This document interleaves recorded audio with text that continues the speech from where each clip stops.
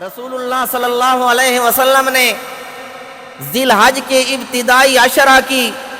انتہائی زیادہ فضیلت بیان فرمائی۔ آپ صلی اللہ علیہ وسلم نے فرمایا کہ ان 10 دنوں میں روزہ رکھنا ہر روزہ 1 سال کے روزوں کے برابر ہے،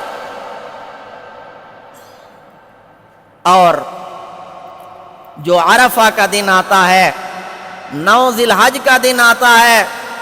اس کے بارے میں آپ صلی اللہ علیہ وسلم نے فرمایا اس کا روزہ رکھنا 1000 روزے رکھنے کے برابر ہے۔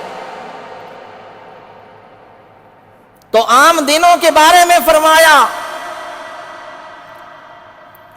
کہ اس کا ہر روزہ 1 سال کے روزے کے برابر،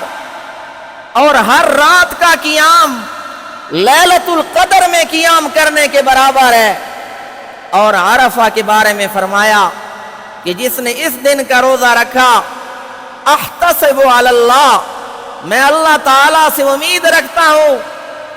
کہ یہ روزہ اس کے لیے 1 سال پہلے اور 1 سال آئندہ کے گناہوں کا کفارہ ہو جائے گا، یعنی 2 سالوں کے گناہ اس کے معاف ہو گئے۔ تو ان ایام میں عبادت کا خاص اہتمام کرنا چاہیے، نفلی روزوں کا، راتوں کو نوافل پڑھنے کا خاص اہتمام کرنا چاہیے۔